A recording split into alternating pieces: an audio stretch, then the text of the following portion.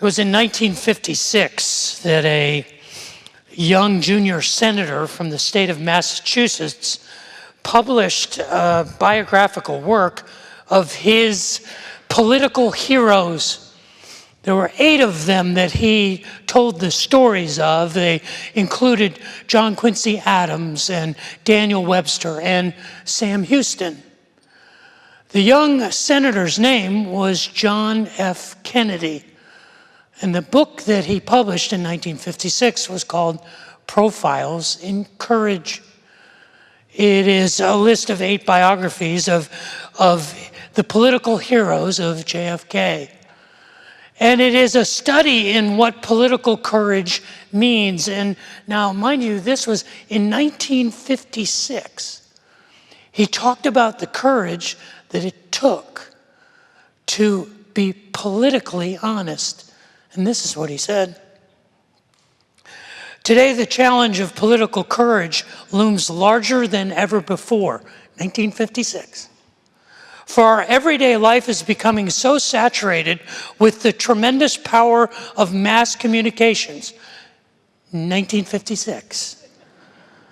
That any unpopular or unorthodox course arouses a storm of protests such as John Quincy Adams, under attack in 1807, could never have envisioned.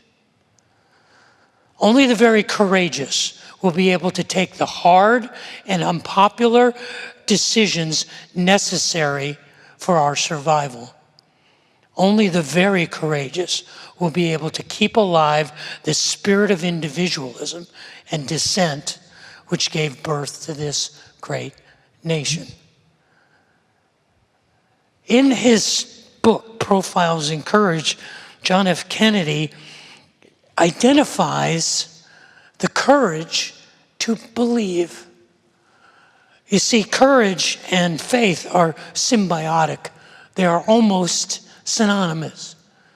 It is impossible to have faith without courage, just as it is impossible to have courage without faith. We've spent the last 3 months talking about the nature of faith. We've been studying for 3 months one chapter of the Bible, Hebrews chapter 11. And Hebrews chapter 11 begins with a definition of faith, and I would suggest a symbiotic definition of courage. It says that faith, or courage, is the confidence in what we hope for, the assurance or the courage to be assured of that which we do not yet see. And Hebrews chapter 11 then is a series of identifications of heroic, courageous faith. You could call Hebrews 11 Profiles in Courage. He points to Abel, the first of the list of the 11 heroes of faith. And Abel had a faith that was in a God of his parents, Adam and Eve. A faith that was so compelling, it drove his brother to kill him. He talks about Enoch, who had a courageous faith that was so intimate with God that the line between heaven and earth disappeared. He talks about the courage of the faith of Noah, who built a boat in the middle of the desert and waited for the ocean to come to him. He tells the story of Abraham and the courageous faith that allowed him to leave the land of his ancestors, to go to an unknown place, to a promised land, to leave everything he knew behind. He tells the story of the courageous faith of Sarah, Abraham's wife, who had the courage to follow her husband, to believe with him for children, even though they were advanced in years. It is the story of their son, the faith, the courage of Isaac, who had the faith of his father and of his forefathers, who was willing to have faith beyond his sight. It tells the story of the faith of Jacob, Isaac's son, who made offerings, who found his way back to the promised land, even though his life was in danger from his brother Esau. He had the faith and the courage to literally wrestle with God.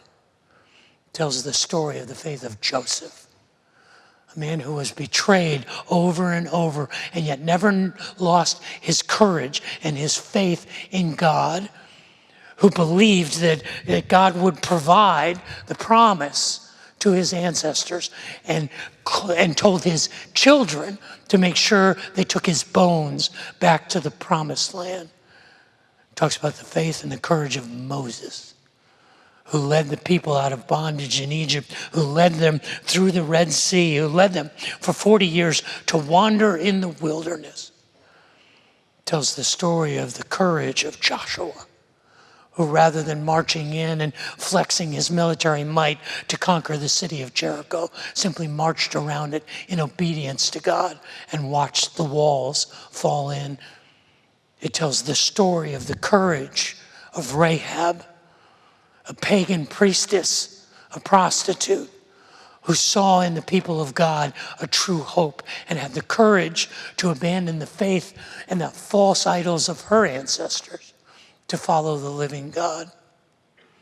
And then it's as if the author of the book of Hebrews is running out of parchment. The author of the book of Hebrews realizes, I can't possibly tell you about everyone and the courage of all their faith. And she points to a handful.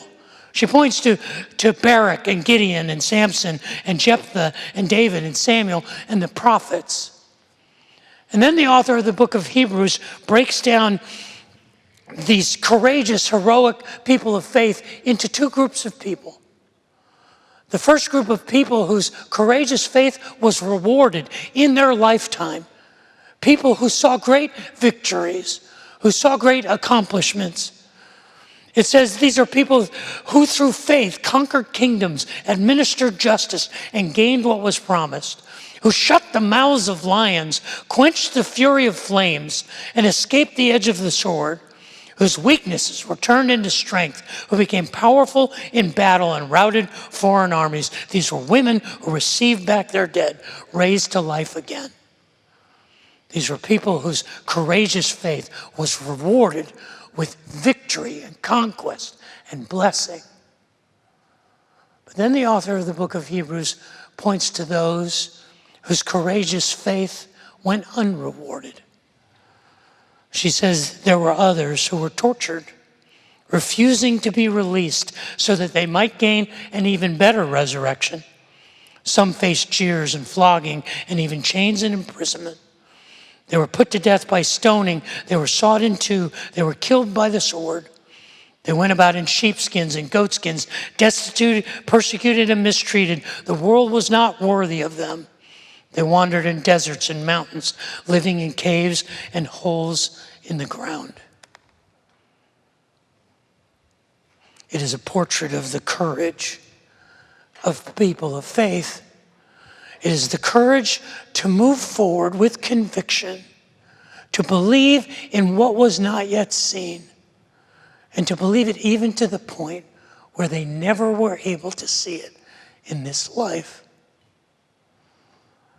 It may not seem like it, but we are at such a crossroads. We are at a place where our faith requires us to be courageous and to be bold. If you had told me 2.5 years ago in the fall of 2019, if you had suggested, Dave, you have to prepare for what's coming, and I would say, what's coming? And you said, well, in just a few months, it will be illegal for you to have church. I would say, get out of town.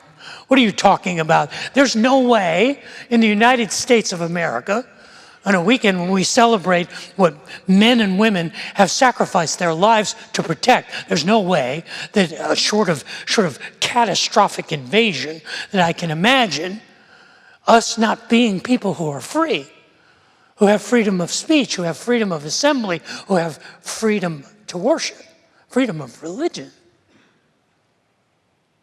You remember it. It wasn't that long ago. It was at the beginning of 2020, and as the coronavirus epidemic began to spread and there was a lot of uncertainty, I remember the day. It was Tuesday. It was Tuesday, March the 10th, 2020. We got together as a senior staff and we said, I'm not sure we're going to be able to have church on Sunday. I'm not sure it's safe. I'm not sure we can invite our people to congregate this week. That was Tuesday. The week before, just 2 days before, we had church here at Riverbend. But the next Sunday, March the 15th, 2020, this room was empty. I was talking to that camera. And I was in the room by myself. And you remember what they said? They said, whoa, it's just 3 weeks to flatten the curve. Remember that language? We're going to flatten the curve in 3 weeks. Well, it was 2 weeks later, on Tuesday, March the 24th, that the city of Austin passed what was called a shelter-in-place order. That wasn't that long ago. It seems like it was 100 years ago. If I had been looking at it in advance, I would have said, this can't possibly happen. Shelter in place. And they said it'll just be for a few weeks. So we're going to keep flattening that curve. It lasted 1 week short of 6 months. It wasn't until August the 15th, 2020, that we were given permission to invite whosoever will to come to church on Sunday morning. And there were like 6 of you here that first day. And then the next week there were 7. And there were 8. And then there were 100. I remember Christmas Eve of 2020, the year before, on Christmas Eve, we had almost 9,000 people coming here for Christmas Eve. And in 2020, we had barely 2,000 in 4 services because of the social distancing. And so we entered into 2021 and we kept saying, well, you'll come back. You'll return. We'll get back to normal. But look around. It's 2 years later. And we're not here. And so we've adjusted. We found ourselves with a new normal, and that's just fine. I get it. I understand. Right now, I'm looking at a camera, and I'm looking at you in your kitchen. And I know what you're doing. You're in your PJs, and you're drinking your coffee, and you're eating your Cheerios, and it's great. It's great that you're there. It's so good that you're there. I'd be there if I could be there. Not in your kitchen, but in my kitchen, because you don't have to put on any makeup. You don't have to put on clothes. You don't have to look presentable. Most of all, you don't have to wrangle your kids. You just say, you just hang out, and we'll put Riverbend on the internet, on the TV, and we'll sit and we'll watch. And if it gets boring, we'll fast forward through it, or we'll pause it, or we'll go and we'll make an egg sandwich. It'll be great. It's kind of the ideal situation. So I get it, and that's fine. And we've developed that as the new normal. And I understand. I mean, I've studied modern psychology, and for the last 100 years or so, psychologists, particularly behavioral psychologists, have studied how habits are formed and broken. I mean, I'm sure that you've heard anecdotes or suggestions that it takes longer to make a habit than break a habit. But what we found in the last 20 years or so is that's not true at all. There is no metric that's kind of a standard for habitual making or breaking habits. Sometimes habits are easy to break. Sometimes they take a lifetime to break. Sometimes these habits are easy to form. And sometimes it takes months and years, and it takes time to break a habit, and it takes time to make a habit, and we are in the habit now of a new rhythm. And I know how to break you of that habit. I mean, if the habit of getting up and coming to church on a Sunday morning and dealing with all of the logistics of that, if that's a broken habit for you, I know how to get it back. I know what to tell you. God wants you here. You're supposed to be here. You should be here. You want to be a good person? You need to be here. I know how to do that message. I can preach that all day long. Get your backside to church, people. It's what God wants. But there's a problem with that message. We're Riverbend. And Riverbenders respond to that message by, who made you the boss of me? And I get it, and that's what I love about this place. And I'm thankful that there are churches all around our city, all around the country, where they're willing to say, you want to be a good person? Get to church. You're supposed to be here. You ought to be here. You are required to be here. And I'm thankful that those churches are there. You know why I'm thankful that they're there and people are coming back to those churches? I'm thankful that those churches exist so we don't have to be that church. So we can be the church that says, come as you are. Come when you can. But come with an open heart, that's all. And that's fine. If you can make it, it's fine. If you can't, that's fine too. It's up to you. It's your call. But that leaves us where we are. We look around and we go, okay, now what do we do? We started asking that question at the beginning of this year, at the beginning of 2022, about 9 months ago. We began having conversations. Is this the new normal? Is this what we can expect? A percentage of our congregation to be here, once a month, once every 6 weeks? Have we become a church of C&E Christians?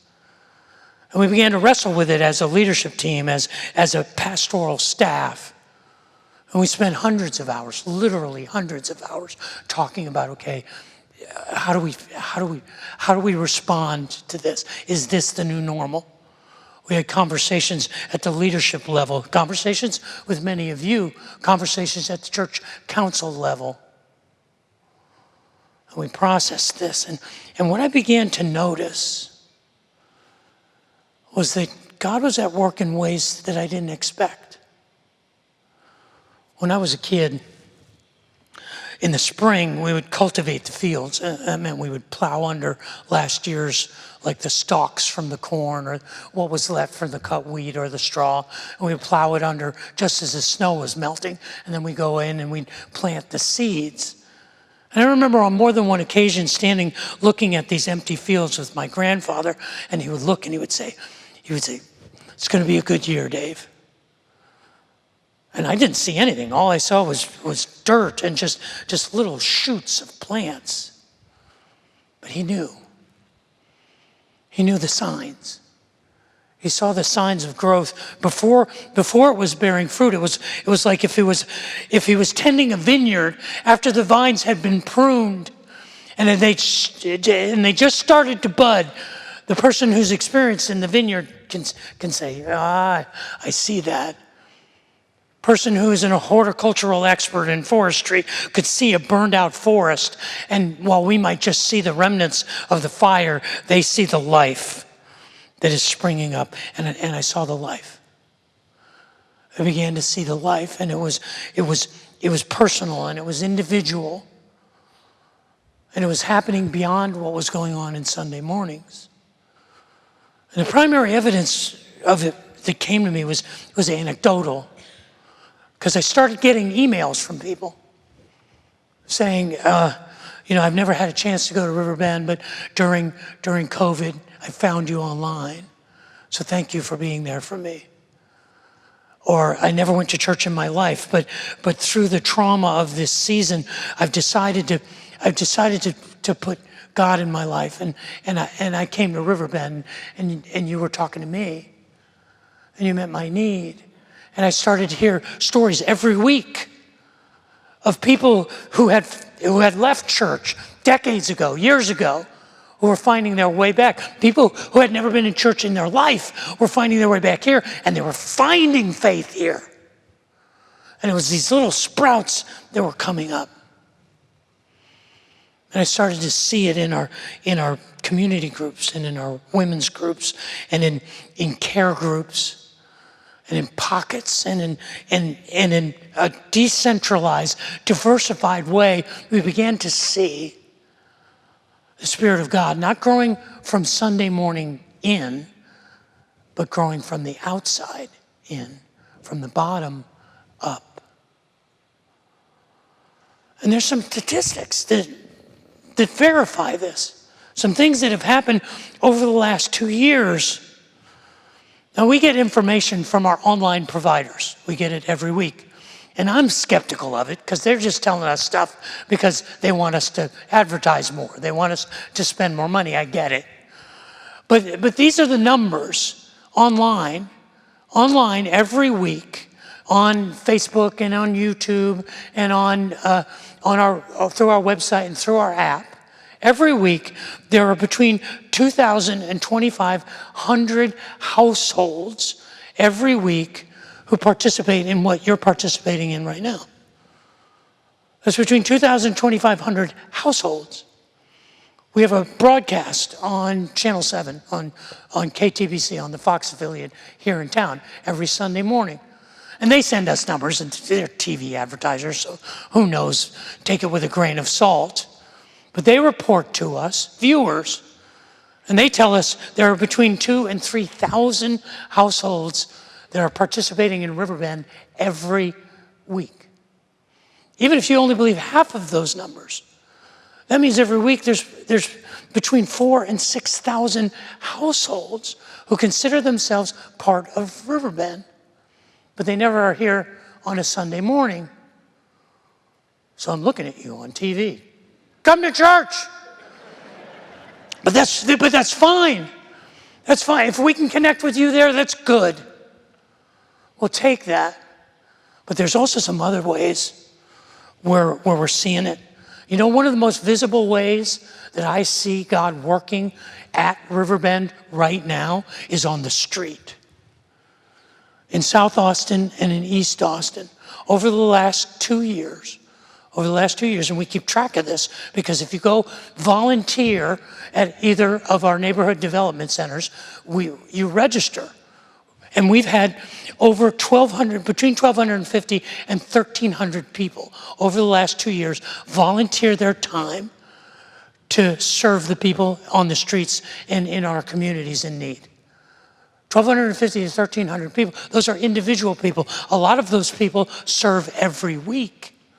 Over the last 2 years, we have distributed boxes of meals, weeks worth of meals, to 185,000 people over the last 2 years. That's not nothing.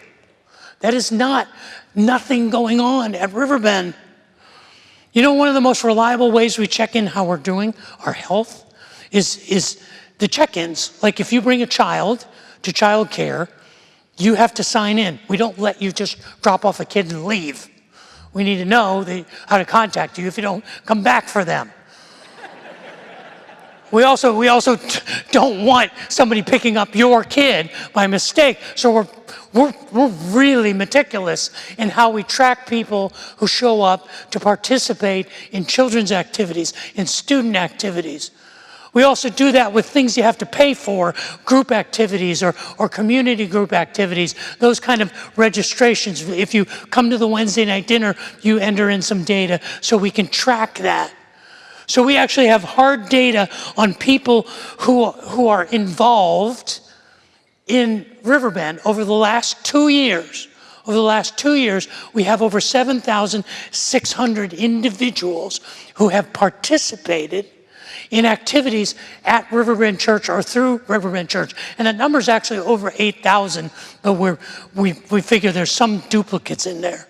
7,600 people. In the Riverbend Center, where we have concerts, we have weddings, we have funerals, we have corporate gatherings on our campus. We've had 106 of them over the last 2 years, which represents 35,430 guests on our campus over the last 2 years, in addition to our Sunday mornings. You want the real hard number? You want to know how God is at work among us? Through your giving. Over the last 2 years, we've had 1,472 different giving units. Most of them are families. 1,472 people have given to Riverbend Church. 6.5% of those people, almost $400,000, came from people outside of Austin, from 16 different states, have financially contributed to Riverbend Church. I am telling you that God is at work and growth is happening. And the one place that is yet to be seen is here on Sunday mornings. And so we have wrestled and we have struggled. Okay, what does that mean? And we've come to the conclusion that that means we have to change. We have to change what we're doing on Sunday mornings. We have to have the courage to say what we are doing needs to be different. And so starting next week, that's what we're going to do. We're going to change. We're going to change our Sunday morning rhythm. Next Sunday, perhaps you've made note of it, we're going to have one service in here at 10:30. We do this at Thanksgiving. It's our normal Thanksgiving celebration. We bring everybody together so that we can see each other, be in one place at one time. But that is going to be our new normal. Every week, starting next week, we'll not have two services in here. We'll have one at 10:30. We'll also have a 9 o'clock hour where we have all of the support because we have some vitally important community groups that are still going to keep meeting. Some will meet at 9, some will meet at 9:15, some will meet at 9:30, but they'll meet before the 10:30 service. We will also have a community group or a service that meets in our chapel, and that will meet at 9 o'clock. It currently meets at 8:30. But that doesn't start next week, it starts the week after. And believe me, through Christmas, the schedule is crazy because Christmas Day is a Sunday, which means we have Christmas Eve on Saturday night, 4 services. And then Carlton Dillard and I are going to host 4 services in the chapel on Christmas morning. And you can come in your PJs and be totally fine. 9 o'clock, 10 o'clock, 8 o'clock, 9 o'clock, 10 o'clock, 9 o'clock, 10 o'clock, 8, 9, 10, 11, 4 on Christmas morning. But then New Year's Day is a Sunday, so that's 1, 10:30. But once we start 2023, our new rhythm will be 9 a.m. community groups in chapel, 10:30 our one service. Now I am confident that what we will experience together will be an amazing experience because it will be the best of Riverbend. Because it will be an experience that will be crafted by Carlton Dillard and by Casey McPherson and by Travis Taylor and by Maddie Schulte and by Tylen Taylor. I promise you that any one of those 5, if they were the creator of any worship environment at any church in America, people would be over the moon. And we have all 5 of them giving their best. So we will get the best of Riverbend every Sunday, and the idea is that we can come together as one church at 10:30 here. And that's important for us, I think.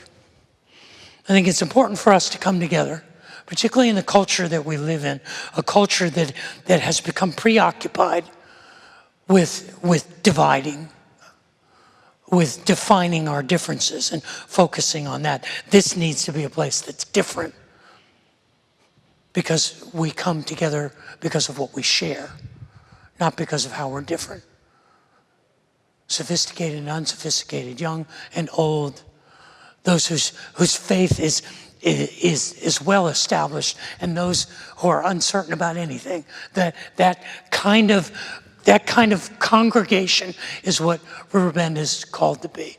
And we'll celebrate that every Sunday morning at 10:30. It will be the best of Riverbend. Now it will be